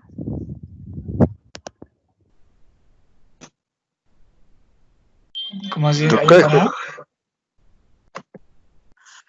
Podemos acercarnos a la nevera y ahí hay variado. Muchas gracias, presidente. No, mentiras. Todo eso lo paga el presidente, gracias, presidente. Muy bien, compañeros. Presidente, aproveche y haga los anuncios parroquiales para la próxima como charla y qué más tenemos por ahí pendiente. Exacto, esto Pues es para los- que se puedan despertar los que están de pronto un poco soñolientos. Pues a ver, nosotros Compañeros, si tienen vamos a mirar dudas, otra cosa. si tienen ¿Cómo? dudas, las van colocando en el chat para poderlas ir resolviendo con Brandon, o al final de la charla Brandon las pueda mirar. Sí, también vamos a mirar a ver qué otra charlita podemos mirar para la otra semana. Lo que pasa es que, pues, todos sabemos que los compañeros andan ocupados, entonces, pues, ahí es como complicado, pero nosotros vamos mirando, pues, a principio de semana mandamos la invitación para que ustedes estén pendientes, ¿sí? De todas maneras, lo que queremos es que pues, durante el mes haya la mayoría de capacitaciones que se puedan hacer en el viernes, que es más o menos el día que se pueden hacer y que los compañeros, digamos, porque hay compañeros que no son afiliados, entonces, digamos, ellos pues dan de su tiempo, así como el compañero Orando, que me imagino que él tiene mucho trabajo y esa cuestión, entonces él nos colabora en eso. Y pues por el momento nosotros como no estamos, digamos, retribuyéndoles ni económicamente ni de ninguna otra manera, pues entonces es algo un esfuerzo que ellos hacen también para colaborarnos. De todas maneras, nosotros estamos pendientes. Hay compañeros que son de la Junta, como Olivardo, el compañero Carlos Bayona, que nos han colaborado también en eso. Entonces, por ahí también el compañero Carlos Bayona nos está preparando también una charlita para, para pues tenerla ahí como presente, pero vamos a mirar a ver cuándo la puede presentar, porque pues él también está pues elaborando, porque él solo tiene permiso los jueves y viernes. Entonces vamos a mirar a ver cómo hacemos para ir dándolo a las capacitaciones, digamos, los viernes y para que la gente se interese. Sí, es muy bueno que la gente se interese porque pues la cuestión de los concursos, eso también nos puede servir para eso, ¿no? Entonces, para que estemos pendientes de las invitaciones, los compañeros lo envían por correo electrónico y los que estén conectados, digamos, al WhatsApp, de pronto también nos colaboren en eso. Que pues lo es bueno que estén presentes porque es un gran esfuerzo que hacen muchos compañeros. Bueno, ¿cómo van? Listo, compañero. Ahí estamos haciendo como una charlita ahí como para que la gente no se nos vaya. Listo, compañero, puede proseguir. Gracias. Aló. Sí, ya, compañero, gracias. Pues, Aquí estamos, aquí estamos. Listo, ya pueden seguir.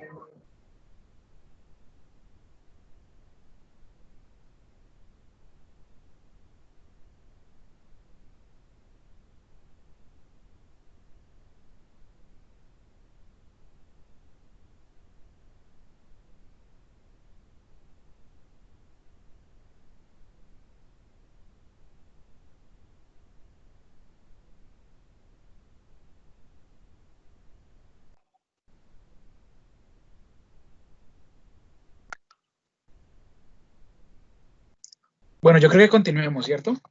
sí, compañero, gracias. Sí, vamos a continuar. ¿Están por ahí? Sí, estamos todos ahí pendientes. Sí, sí, continuemos, por Aló. favor. Listo. Continuemos. ¿Están ahí? Sí, Sí, señor. ¿Escuchan? Ya. Ya los escucho. Qué pena. adelante. Listo, ya. Qué pena que no los escuchaba ahí, pero no sé qué ha pasado, pero ya. Solucionado. Nada. Listo. Bueno, continuemos entonces. Artículo 1. Ahorita vamos a empezar a analizar brevemente los artículos. Artículo 1. Personas comprendidas por el convenio. Este artículo es fundamental puesto que va a definir qué personas pueden hacer uso del convenio. ¿Cómo lo establece España? El presente convenio se aplica a las personas residentes de uno o de ambos estados contratantes. Fíjense que aquí encontramos dos palabras claves y esenciales: personas y residentes. Ello necesariamente nos obliga de forma inmediata a revisar la legislación interna de cada estado. ¿Quién es residente en Colombia y quién es residente en España? Ahora, el tratado dice que puede ser residente de uno o ambos, es decir, no tiene que ser residente de ambos, es de uno de los dos estados contratantes.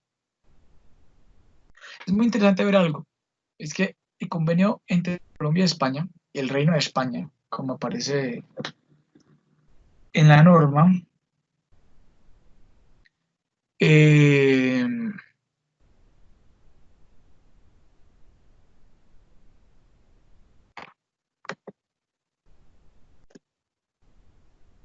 ¿me están escuchando? Es que perdí la pantallita aquí Sí, de sí, la sí, está, conferencia. se Listo, escucha bien. perfecto. ¿Sí Listo, se está escuchando? listo, perfecto. Entonces, el convenio entre Colombia y España es el más antiguo. Entonces, digamos que es muy sencilla la aplicación un poco allí. Pero a mí, fíjense que hoy por hoy ha habido una extensión de la aplicación de los convenios. Y eso lo encontramos, por ejemplo, este apartado es el apartado del convenio entre Colombia y Reino Unido. La primera parte, numeral 1, muy normal o muy similar. Este convenio se aplicará a las personas que sean residentes de uno o de ambos estados contratantes. Pero miren lo interesante es la extensión. Aquí viene como el avance. En los comentarios de la OCDE del 2017 se señala precisamente que hay un avance en la extensión del convenio. Dice, para efectos de este convenio, las rentas o ganancias obtenidas por o a través de una entidad o arreglo que es tratado total o parcialmente como transparente fiscalmente, de acuerdo con la ley interna de cada país, serán considerados como renta o ganancia de un residente de un estado contratante, pero solo en la medida en que las rentas o ganancias que se traten para propósitos tributarios por ese estado sean tratadas por un residente. Les explico ese enredo. Esencialmente dice, mire, para efectos de este convenio, si usted tiene una entidad que es tratada como que está tratada transparente fiscalmente, como una fiducia, por ejemplo, este tratado va a entender que el residente no es esa fiducia, sino son las ganancias de otra persona que realmente está detrás de esa fiducia. Acuérdense que cuando analizamos el estatuto tributario aquí en Colombia y hablamos de las fiducias, encontramos que hay un tema de transparencia fiscal. Sí lo tienen presente. Hay un tema de transparencia fiscal, es decir, que quien recibe el beneficio no es la fiducia, sino realmente es la persona que está detrás de la fiducia, el beneficiario. Entonces lo que hace este convenio es extender esa transparencia fiscal. Dice, listo, yo entiendo que quien está aplicando el convenio no es la fiducia, sino es la persona que realmente está beneficiada. Pero como les decía, retomando nuevamente, en este punto es determinante y muy importante definir quién es persona y quién es residente, de acuerdo con la legislación interna. Y por eso les dije que vamos a analizar el artículo 10. Brevemente. ¿Se consideran residentes en Colombia para efectos tributarios las personas naturales? Ok, este es un artículo previsto para personas naturales, que cumple con cualquiera de las siguientes condiciones. Entonces, el numeral primero aplica para los extranjeros, no para los nacionales.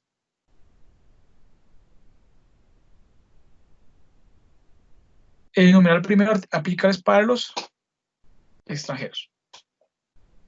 Entonces, permanecer continua o discontinuamente en el país por más de 183 días calendario, incluyendo días de entrada y salida del país, durante un periodo cualquiera de 365 días calendarios consecutivos. He entendido que cuando la persona permanece continua o discontinuamente en el país, cuando la permanencia sea continua o discontinua en el país y le caiga sobre más de un año gradable, se considera que la persona es residente a partir del segundo año gradable. Entonces, no sé si está claro eso o quieren que les explique un poco el tema. No en aras de pronto como de extendernos mucho, pero la regla de pronto lo podemos ver más adelante si me invitan a otra reunión. La regla de residencia aquí, el numeral primero es para una persona natural, extranjera. El numeral segundo, bueno, les explico un poquito. Fíjense que lo importante es que usted permanezca 183 días calendario. Y eso se cuenta desde el momento en que le ponen el sello en el pasaporte y le ponen el sello en el pasaporte de salida. Durante un periodo de 365 días calendario. O sea, no es año. No es que, es que yo vine a Colombia, soy un americano y vine a Colombia a conocer el Valle del Cocora y estuve aquí en el Valle del Cocora durante el 2019, durante el 2018 por 150 días. Y pues como ahí dice 365 días y el 2018 tiene 365 días, entonces pues no se cumple. No es el año. Son los 365 días contados a partir de la entrada al país. Entonces, si usted, y la entrada y salida, entonces usted puede entrar y salir, pero si entre esa entrada y salida usted cumple 183 días, perdió. Pues no perdió, pero se configura como un residente colombiano. Entonces, fíjense este ejemplo del americano que les digo. Entonces, él llega a Colombia por ahí en junio, no, digamos que en noviembre, y se cumple en noviembre, en diciembre se fue para Estados Unidos, volvió en enero, y estuvo el resto del tiempo en enero. Lo que debería hacer el analista tributario es decirle, ok, su entrada fue en noviembre, digamos que el 2 de noviembre, ¿cuántos días hay de aquí a su salida? 40 días, ok, tiene 40 días aquí en Colombia. ¿Cuándo volvió? A los 10 días, válido. A partir de esos 10 días, ¿cuánto tiempo duró? 190 días. Y dentro de su entrada y la configuración de los 183 días, ¿hay un rango de 365? ¿Estoy dentro de ese molde de 365? Sí. Lo siento, hermano, usted es residente fiscal a partir del 2019. 2018 no, 2019. Esa es la regla para los extranjeros. Para los servidores del exterior, dice, encontrarse por su relación con el servicio exterior del Estado colombiano o con personas que se encuentran en el servicio exterior en el Estado colombiano y en virtud de las convenciones de Viena sobre las relaciones diplomáticas y consulares, exentos de tributación en el país en el que se encuentra en misión. Aquí hay algo muy importante. Regularmente, y cuando ustedes analizan la Convención de Viena de las relaciones diplomáticas, dice que los países que suscriben esas convenciones se comprometen a declarar como no contribuyentes del impuesto sobre la renta a los diplomáticos del país. Si una persona va para Inglaterra, ese diplomático no va a pagar el impuesto sobre la renta en Inglaterra, porque está exento. Pero probablemente si se fue para Inglaterra, se fue con toda su familia, ahorita vamos a analizar la tercera parte, probablemente no va a ser residente fiscal colombiano. Y entonces se queda sin tributar. Qué berraquera, ¿no? No. Porque entonces la ley colombiana dice, mira, amigo, yo sé que tú te fuiste para allá, y allá estás exento, y probablemente si siguiéramos las reglas normales, también no sería residente aquí en Colombia. Pero pues la vida no es así, la vida no es tan chévere. Entonces, pues lo siento, por tratarse de ese escenario, y dado que te encuentras, perdón un segundo, dado que te encuentras sometido a tributación aquí en Colombia, estás exento allá en el extranjero, pues aquí en Colombia te vas a someter a tributación como una regla especial. Y por eso es que tenemos el artículo número 2. ¿Qué requisitos tiene que existir para aplicar el numeral número 2? Que se trate de una persona que haga parte del cuerpo diplomático de Colombia, que preste un servicio en el exterior en virtud de ese cuerpo diplomático y adicionalmente que esté en un país que en virtud de la Convención de Viena tenga como exentos de tributación a los diplomáticos. ¿Listo? Número 3, ser nacionales y que durante el respectivo año o periodo agravable su cónyuge o compañero permanente no separado. Entonces, fíjense aquí. Ser nacional no te hace residente inmediatamente. Porque tienes que cumplir alguna de las siguientes opciones. Algunos de los siguientes elementos. Solo por ser colombiano, no. Tiene que cumplir con otras cosas. A. Su cónyuge o compañero permanente no separado legalmente o los hijos dependientes menores de edad tienen domicilio fiscal en Colombia. ¿Qué es lo que nos pasa a la mayoría? O B. El 50% o más de sus ingresos son de fuente nacional. ¿Qué es lo que nos pasa a la mayoría? O C. Que el 50% o más de sus bienes sean administrados en el país. D. Que el 50% o más de sus activos se entiendan poseídos en el país. E. Haber sido requeridos por la DIAN para ello y que no acrediten su condición de residentes en el exterior para efectos tributarios. F. Que tengan residencia fiscal en una jurisdicción calificada como paraíso fiscal. Hasta ahí las reglas eran claras. Permítanme un segundo. Hasta ahí las reglas eran claras. ¿Pero qué sucedió? ¿Ustedes han escuchado la historia de la modificación Falcao o ni idea? ¿No? No, no, señor. No, bueno, aquí pasó algo. Colombia es un país muy futbolero. Entonces, dicen que eso fue por eso, pero pues quién sabe. Yo creo que sí, por los futbolistas. ¿Qué pasó con esto? Que usualmente los futbolistas tenían a su familia afuera, pero sus bienes están aquí en Colombia y estaban pagando doble imposición en ambos países. ¿Cierto? Entonces, pues, eso hacía inviable el asunto, especialmente Falcao, porque era como el más relevante en ese momento, que además estaba en Mónaco. O sea, está en un país que se consideraba como paraíso fiscal, creo que en ese momento. Está complicadísimo el tema. Tenía que tributar allá y acá. Entonces, por eso se creó esta modificación en el 2014. No serán residentes fiscales los nacionales que cumplan con algunos de los literales del numeral 3, pero que reúnan algunas de las siguientes condiciones. Que el 50% o más de sus ingresos anuales tengan fuente en la jurisdicción de la cual tienen su domicilio. Que el 50% o más de sus activos se encuentren localizados en la jurisdicción en la cual tengan su domicilio. Entonces, fíjense lo interesante, y es ahí ya James Rodríguez, Cuadrado, Falcao, Davinson Sánchez, Davinson Zapata, bueno, todos ellos ya podrían entonces discutir si son o no son residentes colombianos, porque el 50% de sus ingresos, ¿de dónde viene? Seguramente, ¿de dónde viene? Pues de los sueldos que ganan jugando fútbol en el exterior. Por ello, entonces no tendrían domicilio, no serían residentes fiscales aquí en Colombia. Ahora, ¿qué se entiende por domicilio? Les comparto un concepto. ¿Saben qué pasa?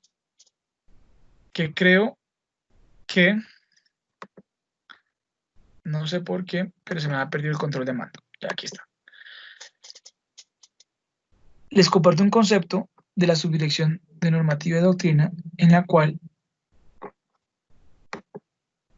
se analizó cuál es el alcance de la palabra domicilio. Aquí está domicilio. Entonces preguntan como, oiga, ¿qué significa domicilio?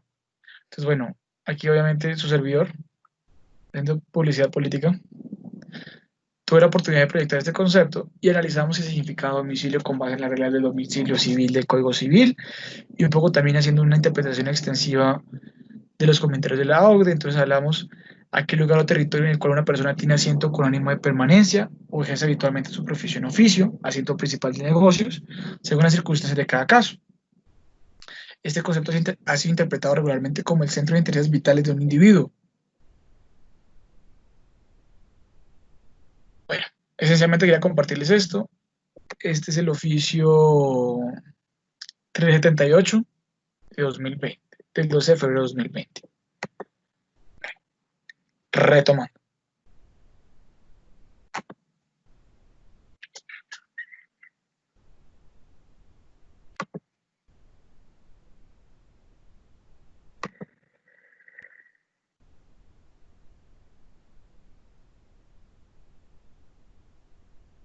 Un segundo, que no he podido proyectar completamente la pantalla. Ver. Pantalla completa. Listo. Con base en eso, nosotros vamos a definir si estamos o no cubiertos por el artículo primero, que establece las personas cubiertas por el convenio para evitar la doble imposición. ¿Está claro eso? Definimos la residencia con base en la legislación interna. Artículo 2, impuestos comprendidos. Entonces aquí hay una parte muy importante y es, ¿qué impuestos están comprendidos dentro del convenio para evitar la doble imposición? Este es el caso español. El presente convenio aplica los impuestos sobre la renta y sobre patrimonios exigibles por cada uno de los estados contratantes, sus subdivisiones políticas y sus entidades locales, cualquiera sea el tema de exacción. Se consideran impuestos sobre la renta y patrimonio los que graban la totalidad de renta o patrimonio o cualquier parte de los mismos. Ojo, porque esta parte de cualquier parte de los mismos es indispensable. Es muy importante. Es muy importante.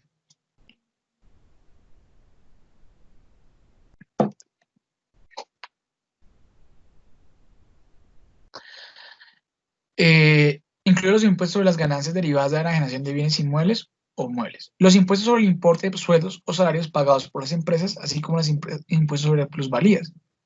Dice, los impuestos actuales sobre los que aplica este convenio en particular son, en España, el impuesto sobre la renta de las personas físicas, el impuesto a las sociedades, el impuesto sobre la renta de no residentes, el impuesto sobre el patrimonio y los impuestos locales sobre la renta y el patrimonio. En España están súper grabados.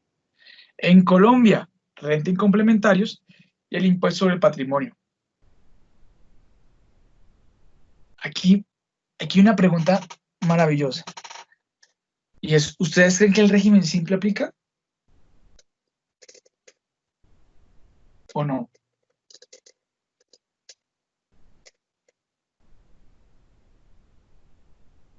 Porque fíjense que el régimen simple, si bien es otro tributo porque es el impuesto unificado de tributación simple, guión régimen simple, grava los ingresos brutos. Y ahorita que analizábamos dice la totalidad de renta o patrimonio o cualquier parte de los mismos. Parte de los mismos, parte de la renta es el ingreso bruto. Y es a nivel nacional. Y reemplaza la renta adicionalmente.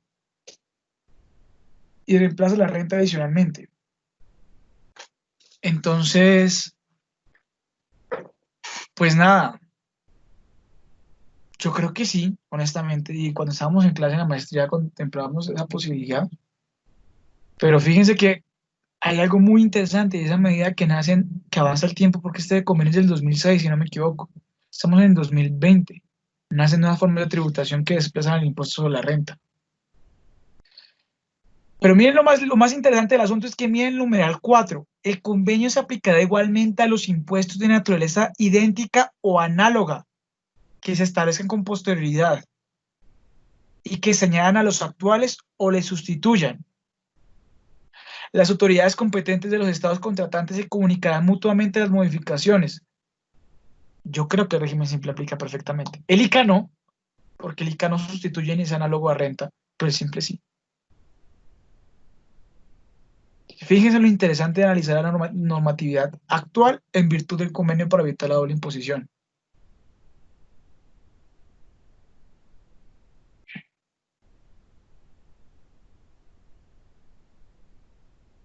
Interesante, ¿no? No sé, pues yo soy muy ñoño, pero pues es súper interesante eso. Bueno, sigamos. Artículo 3. En el artículo 3 vamos a encontrar definiciones generales. No vamos a leerlo porque aquí nos quedamos toda la mañana, pero vamos a encontrar qué se entiende por España.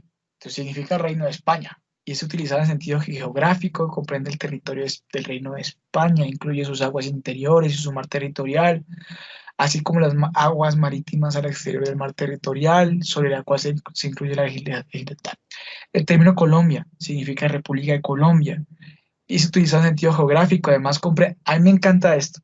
Comprende el territorio continental del archipiélago de San Andrés, provincia de Santa Catalina y la isla de Malpelo, y los demás islas, islotes, cayos, morros y bancos que le pertenecen. O sea que aquí ya relevante San Andrés y Providencia, fíjense, el tema de territorialidad geográfica.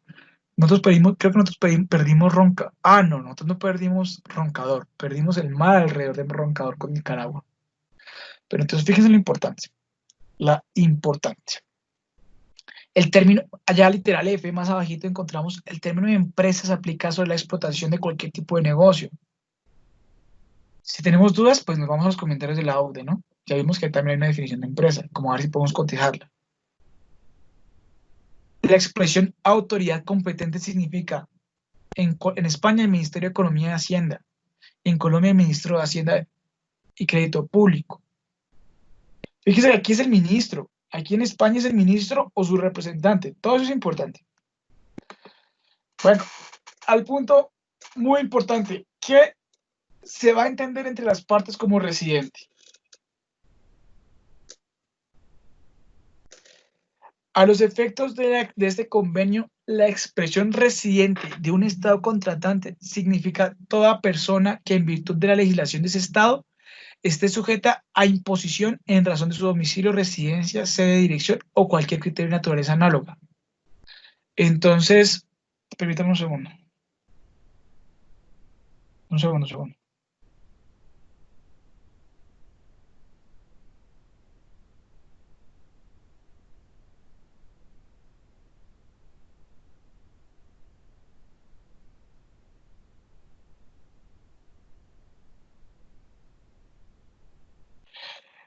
Entonces, fíjense lo interesante.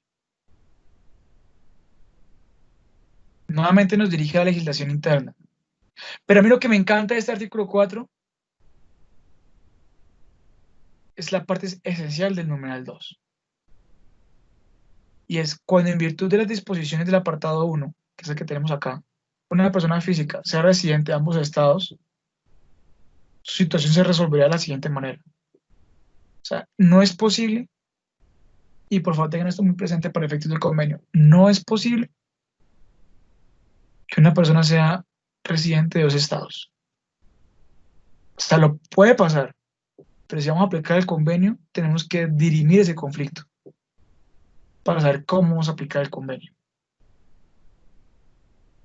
Y el numeral 2 del artículo 4 trae los pasos para dirimir ese conflicto.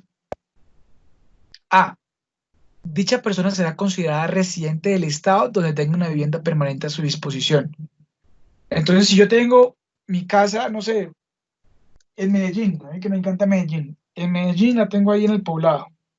Y tengo una casa de vacaciones por allá en Alicante, en España. ¿De dónde voy a ser residente? Pero estoy viviendo ya como 6 meses. ¿Dónde voy a ser residente? Donde tenga mi vivienda permanente. Yo estaba de vacaciones en España, 6 meses de intercambio. Pero mi vivienda permanente está en Medellín. Luego, yo soy residente para efectos del convenio exclusivamente. Ojo, ojo, ojo, señores y señoras. Para efectos del convenio, del convenio, porque estamos aplicando el convenio por encima de la legislación interna. Recuerden que eso lo vimos ahorita. Voy a ser residente en Colombia porque ahí está mi vivienda permanente. Ahora, dice la norma, si tuviera una vivienda permanente en ambos estados, se considera residente en el que mantenga relaciones personales y económicas más estrechas, el centro de intereses vitales. Si yo no sé qué centro de intereses vitales, me puedo ir a los comentarios de la AUDE para ver cómo los definen. Pero entonces yo tengo que pensar, bueno, pero es que mi señora está viviendo en Colombia, yo en España estoy solo. Pues, baila, hermano. Lo siento, usted es residente colombiano. O por el contrario, sucede en el caso inverso. Mis negocios todos están en España, incluso mi familia. Usted es residente español. Si no se pudiera determinar el estado en que dicha persona tiene centro de intereses vitales y si no se tuviera una vivienda permanente a su disposición en ninguno de los dos estados, se considera residente en el estado donde vive habitualmente. ¿Listo? Si vive habitualmente en ambos estados, o sea, este man definitivamente está llevado, se considera residente de aquel donde sea nacional. Entonces, fíjense que aquí el criterio de nacionalidad ya apareció. Usted es hermano, usted es colombiano. Mejor dicho, a usted se le sale ese acento por todo lado, usted es colombiano. Entonces usted es residente colombiano. Fíjense que, ojo, señores y señoras, para efectos del convenio, la residencia, si se descartan los demás pasitos, depende de la nacionalidad. Súper interesante, ¿no? Porque miren que la legislación colombiana no depende de la nacionalidad. Depende de la nacionalidad y de otro factor. Aquí dependería exclusivamente de la nacionalidad. Si ven lo interesante. Ahora, si no fuera nacional de ninguno de los dos, las partes resolverán el tema de mutuo acuerdo. Y aquí es donde vienen los temas, se me olvidó el nombre, se me escapó, lo tenía en la cabeza, el MLA no es. El procedimiento de mutuo acuerdo, MPA, Mutual Procedure Agreement. Es un procedimiento de mutuo acuerdo que está trabajando, incluso la DIAN está trabajando en eso, la parte internacional, y es definir cómo los estados van a resolver estas inquietudes. Un punto en que, bueno, hermano, no se pudo resolver la residencia de este man por ninguna parte, bueno, pues vamos a resolver, vamos a hacer un acuerdo, y se sientan los dos estados a negociar. Bien, tengan en cuenta que este man hizo esto, tal, no sé qué, y dice, listo, de acuerdo, nosotros decidimos que este man es residente en tal país. ¿Saben qué me parece súper complejo esto? No ha pasado. Pues que es un poco arbitrario. Porque si España dice español, usted no puede presentar ningún recurso. Dice, ok, soy español. Interesante, ¿no? Ya no es un criterio objetivo. Ahí en el procedimiento de mutuo acuerdo habrá que ver los demás procedimientos. 3. Cuando en virtud de las disposiciones del apartado 1, una persona que no sea persona física residente de ambos estados contratantes se considera residente en que se encuentre su sociedad efectiva. Bueno, nada. Es un tema diferente. Pero bueno, ese es el tema de residencia. Artículo 4. Artículo 5, establecimiento permanente. Nosotros tenemos una definición de establecimiento permanente en la legislación interna, pero miren que aquí es muy interesante, porque a diferencia de lo que pasó con la residencia, aquí ya no nos van a remitir a la legislación interna. Aquí vamos a someter a lo que establece el artículo 5. A efectos de presente convenio se establece la expresión establecimiento permanente significa un lugar fijo de negocios mediante el cual una empresa realiza toda o parte de su actividad. Comprende, entre otros, sucursales. O sea, que yo tengo una sucursal, tengo un establecimiento permanente. No. Puede ser, pero no necesariamente. Porque tengo que demostrar que es un lugar fijo de negocios. Pero bueno, esta es la definición de establecimiento permanente. Y ya del artículo 6 al 20 vamos a encontrar las reglas de atribución de rentas. Entonces voy a compartir pantalla.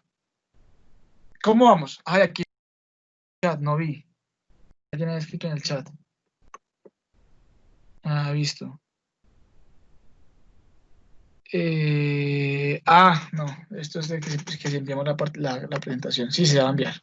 Les envío la presentación, les envío el modelo de la AUDE 2017 por si lo quieren estudiar y sentarse a leer juiciosos. Les envío todo lo que tengo. La idea es que aprendamos y podamos implementar el conocimiento. ¿Dónde está? Aquí está España. Fíjense, vamos a ver aquí el artículo 5 los artículos de las rentas. Entonces, recapitulando, si tengo, primero verifico que si hay un convenio de doble imposición. Lo hay. Listo. ¿Soy residente de alguno de los dos Estados miembros? Sí. Soy colombiano. Mi nombre es Brandon Espinel. Nací en Orito, Putumayo. Tengo 25 años. Soy residente aquí porque todos mis ingresos están acá más del 50%. No tengo mujer ni hijos, entonces pues eso no se aplica, pero mis ingresos sí. El conflicto que me involucra el impuesto a la renta, sí. Tercer criterio. Y ahora viene el punto. Y es, tengo una renta que esté sujeta a un problema de doble imposición en Colombia y en España. Entonces yo primero tengo que ver la calificación. ¿Qué rentas se encuentran cubiertas por el convenio? Artículo 6, rentas inmobiliarias. Artículo 7, beneficios empresariales. Artículo 8, rentas de transporte marítimo y aéreo. Artículo 9, empresas asociadas. Artículo 10, dividendos. Artículo 11, intereses. Artículo 12, cánones o regalías. Artículo 13, ganancias de capital. Artículo 14, servicios personales dependientes. Artículo 15, participación en consejeros. Artículo 16, artistas y deportistas. Artículo 17, pensiones. Artículo 18, remuneración por función pública. Ahí podríamos entrar a nosotros a ver si nos encontramos incluidos, leyendo la descripción y las reglas de tributación. Artículo 19, son los estudiantes. Y artículo 20. Yo tengo que identificar si las rentas que son objeto de discusión se pueden calificar bajo alguno de estos criterios. Supongamos que yo no soy funcionario de la DIAN, sino soy jugador de fútbol del mejor equipo de Colombia, el América de Cali. Digamos, y me hicieron un traspaso al Real Madrid. Y yo ya estoy tributando, ya estoy ganando en España. Bueno, aquí vendrá una discusión muy interesante sobre el tema de la residencia que discutimos ahorita de la ley Falcao. Pero supongamos que soy residente colombiano todavía. Digamos que todavía soy, por ejemplo. Dice, no obstante lo dispuesto en los artículos 7 y 14, las rentas de un residente de un estado contratante, o sea, Colombia, soy residente en Colombia, que obtenga del ejercicio de su actividad personal en otro estado, España, y juega en el Real Madrid, actual campeón de la Liga Española, en calidad de deportista, pueden someterse a imposición en ese otro estado. O sea que España va a tener derecho a gravarme. Ok, listo. Válido. O sea que España es quien va a tener el derecho a grabar ese ingreso. Y si Colombia lo graba también, vamos a hacer el artículo acá abajo. A las exposiciones finales no. Acá, 22. Remuneración, estudiantes, 22. Métodos para evitar la doble imposición. O sea que aquí Colombia va a tener que hacer un descuento o una reducción por ese impuesto que pagué en España, para no pagar dos veces. Pero fíjense en la estructura. Tengo que definir cuál es mi renta y con base en ello determinar cómo se tributa en esa renta.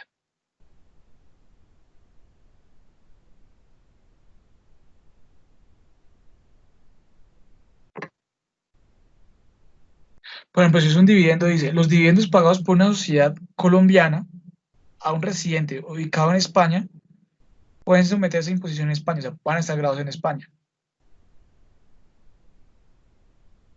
Sin embargo, esos dividendos grabados en España, que vienen de Colombia, pueden someterse a disposición en el estado donde reside o sea, en Colombia. Pero si el beneficiario efectivo de los dividendos vive en España, el impuesto en Colombia no puede pasar el 5%. Entonces, fíjense que hay una reducción tarifaria. ¿Sí me he hecho entender con esto? Fíjense que hay unas reglas que hay que leerlas con mucho cuidado. Uno, ¿cómo aplica esto? Uno se sienta y hace dibujitos. Este está acá, y uno comprende el texto, porque obviamente son muchas ideas metidas en los párrafos. Pero esa es esencialmente la idea. Entonces volvamos aquí brevemente.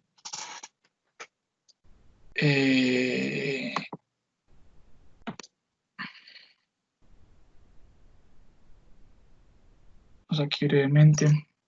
Listo. De 6 al 20. Este es el ejemplo que les daría, pues ya les puse el ejemplo del deportista. Pero bueno, las utilidades de una empresa contratante solamente pueden someterse a imposición en ese estado, a menos que se realice su actividad en el otro estado contratante a través de un establecimiento permanente. ¿Qué es un establecimiento permanente? Tenemos que ir al artículo 5 a leerlo. ¿Listo? Entonces, dice las utilidades, nuevamente. Las utilidades de una empresa de un estado contratante solamente pueden estar sometidas a imposición en ese estado.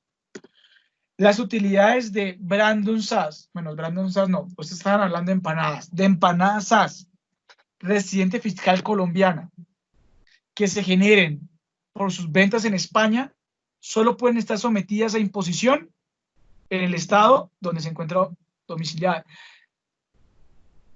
en ese estado. Entonces, fíjense, puede que yo haga ventas en España y España pueda decir, oiga, lo que pasó con el ejemplo de Estados Unidos, pues es que la fuente del ingreso es acá porque usted vendió aquí en España. Pero la norma dice, si usted tiene una empresa española, colombiana, solo puede estar sometida a imposición en ese estado, en Colombia. ¿Claro? Ya en el artículo 21 vamos a encontrar el patrimonio. Entonces, el patrimonio constituido por los bienes en sentido artículo. El patrimonio constituido por inmuebles que están definidos en el artículo 6, que posea un residente de un estado contratante y esté situado en otro estado, van a estar sometidos a imposición en otro estado. ¿Listo? Entonces tendré que aplicar un alivio tributario en ese caso. En el artículo 2 vamos a encontrar ya otras cosas, como métodos para aliviar la doble imposición. En el caso de lo que acabamos de mencionar de los inmuebles, la doble imposición se evitará de conformidad con las disposiciones impuestas por su legislación interna. Cuando un residente de un estado contratante obtenga rentas o posee elementos patrimoniales que con arreglo a las disposiciones del convenio puedan estar sometidas en otro estado. El estado contratante permitirá una deducción o descuento del impuesto sobre la renta de ese residente por un importe igual al impuesto pagado en España.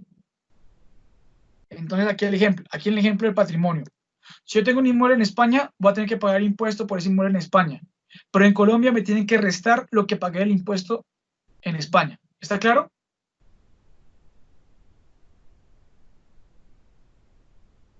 ¿Sí?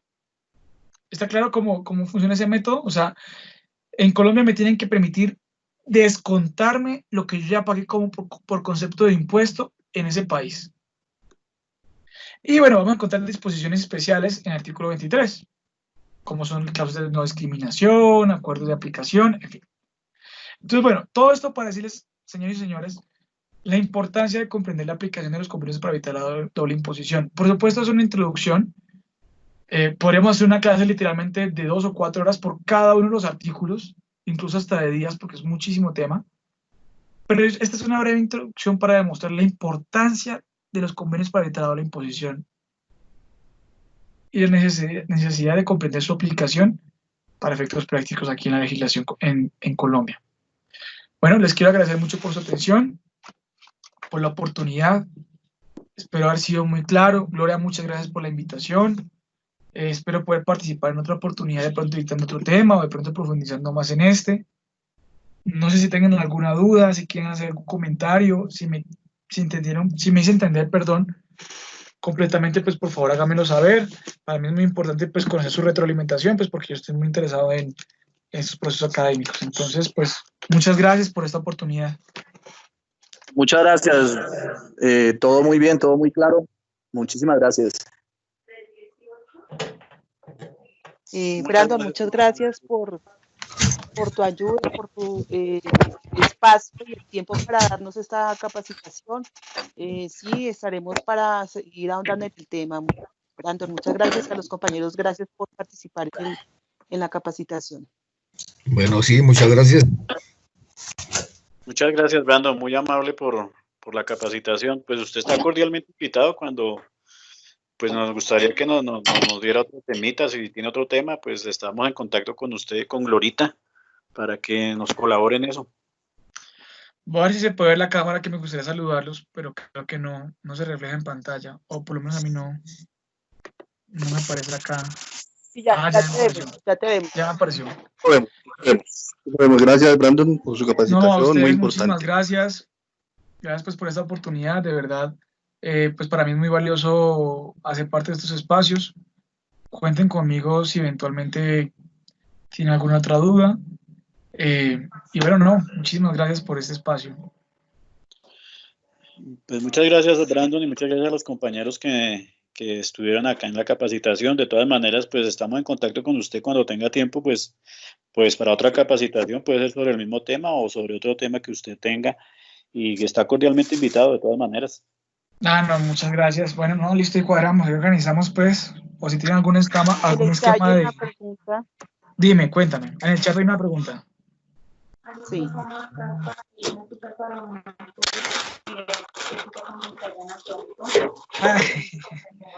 A ver, dice, Pregunta Carlos.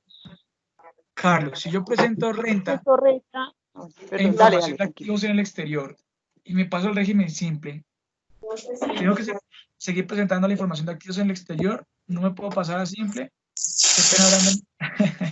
¿Sabes qué pasa? Yo hace poquito vi un concepto de eso. Déjame miramos ya mismo si podemos resolver el tema. Creo que no tienes que presentarla. Vamos a mirar porque tenemos que ver cómo está supeditada la obligación de la presentación de declaración. Vamos a ver cuáles son los presupuestos de la obligación tributaria. 37, ecografía obstétrica conductual anatómico sin observación. En el exterior. Sí, único. Mañana cumple 21.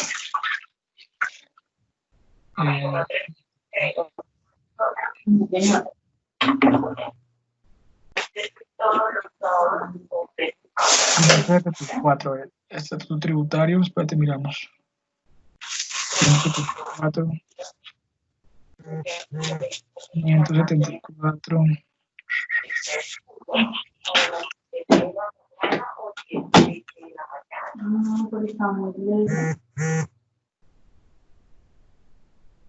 No me decía.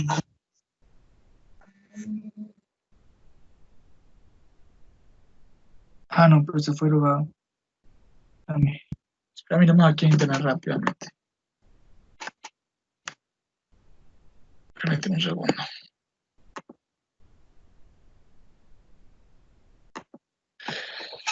Declaración de activos en el exterior. Ahí lo que importa, vamos a verificar. Ahí lo que me importa verificar es que la declaración de activos del exterior no esté supeditada a los contribuyentes del impuesto sobre la renta. Porque si está supeditada a los contribuyentes del impuesto sobre la renta, no hay que presentarla, pero vamos a verificar eso. Vamos a verificar eso.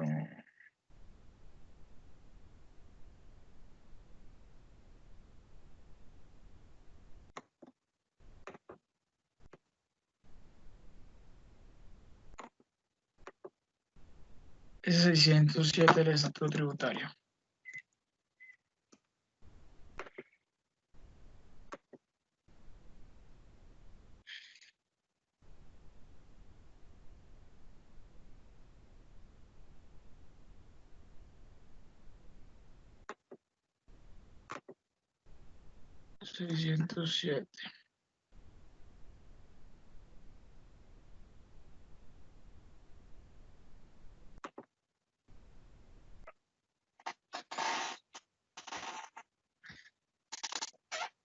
A ver.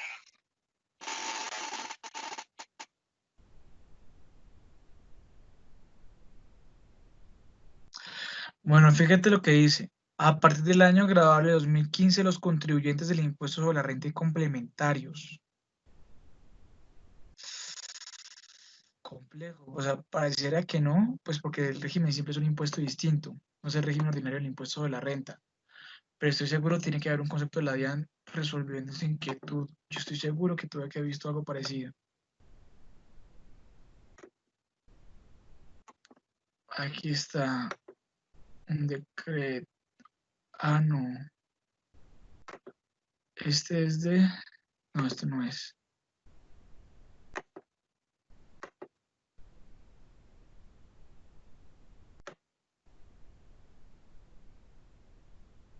Efectivamente hay un concepto de la IAN 537-2020 que reitera lo que yo estoy señalando.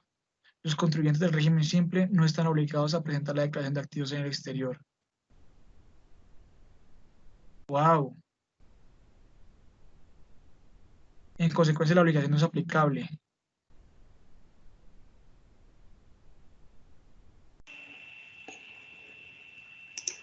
Ok, no, pues no están obligados aparentemente. El concepto y todo. O sea, no solo es interpretación mía. Ah, listo, pero no habría inconveniente entonces en que la persona se pasara a régimen simple. No,